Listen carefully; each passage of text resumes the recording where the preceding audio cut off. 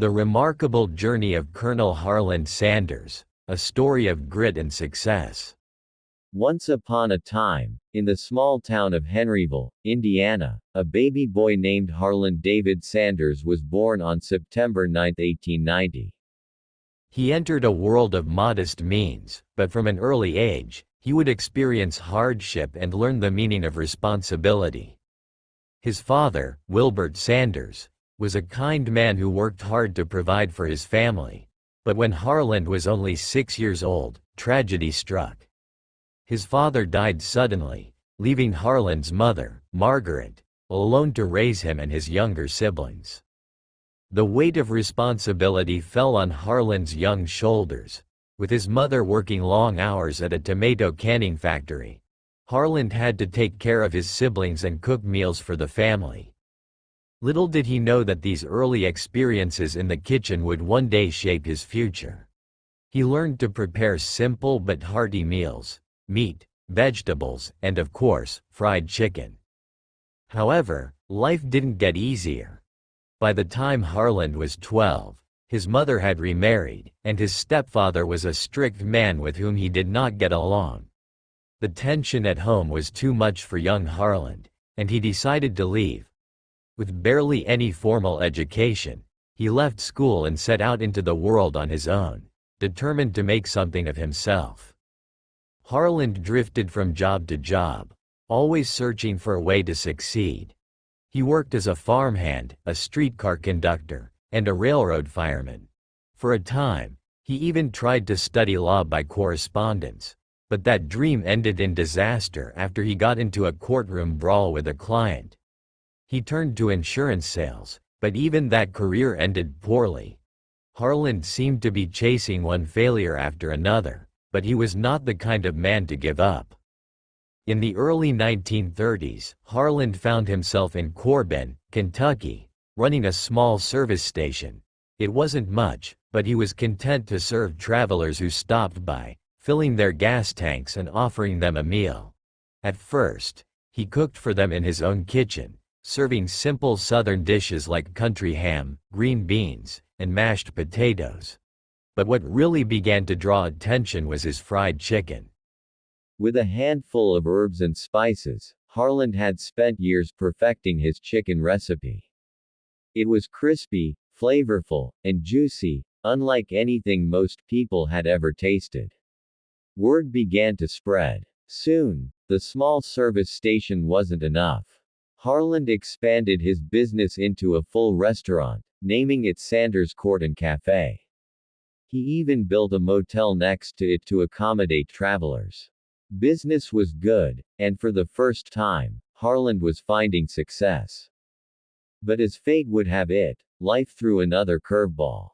In 1956, a new interstate highway was built, bypassing his restaurant. With the flow of traffic diverted, customers stopped coming. At 66 years old, Harland Sanders found himself broke once again. His beloved restaurant was closed, and he was left with nothing but his recipes and a strong belief in the quality of his fried chicken. Most people might have given up at this point, but not Harland Sanders. He believed that his fried chicken was special and that it could still bring him success. So, he packed up his pressure cooker, a bag of his special spice blend, and hit the road. He drove from town to town, restaurant to restaurant, offering his fried chicken recipe to anyone who would listen. His offer was simple. Restaurants could use his recipe, and in exchange, they would pay him a small royalty for every chicken sold. At first, Harland faced nothing but rejection. He slept in his car, ate meals at truck stops, and knocked on countless doors. But he refused to give up. Finally, in 1952, he found a restaurant owner named Pete Harmon in Salt Lake City, Utah, who believed in him. Pete agreed to give Harland's chicken a try, and it quickly became the best-selling item on the menu. Together, they came up with the name, Kentucky Fried Chicken, a name that would soon become famous. With that small victory, Colonel Sanders' journey as a fried chicken salesman had truly begun. He wore his now iconic white suit and black string tie and traveled across America, signing up restaurants to serve his Kentucky Fried Chicken.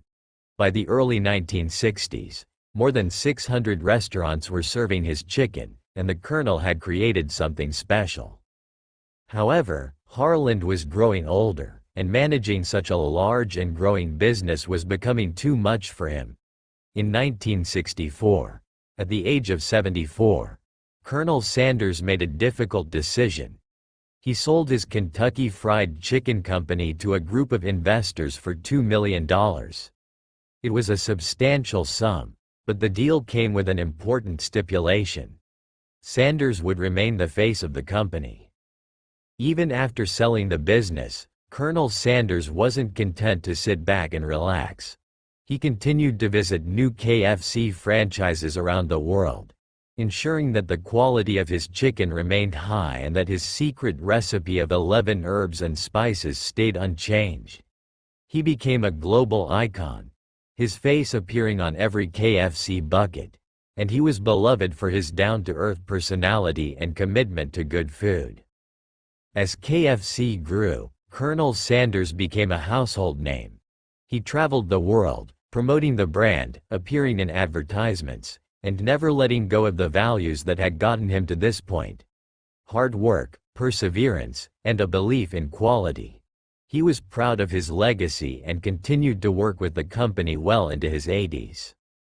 On December 16, 1980, at the age of 90, Colonel Harland Sanders passed away, leaving behind an extraordinary legacy. By the time of his death, KFC had over 6,000 locations in 48 countries. Today, the company operates in more than 150 countries, and KFC remains one of the most recognizable brands in the world. Colonel Harland Sanders' life is a story of incredible determination. He faced more than his fair share of setbacks, losing his father, dropping out of school, and experiencing failure after failure in his career. But through it all, he refused to give up. His journey to success didn't begin until he was well into his 60s, proving that it's never too late to chase your dreams. Colonel Sanders' life story is a testament to the power of persistence and the belief that with enough hard work, success can come at any time. And that's how a man with little more than a fried chicken recipe and an unshakable willpower went on to create one of the most famous fast food empires in history.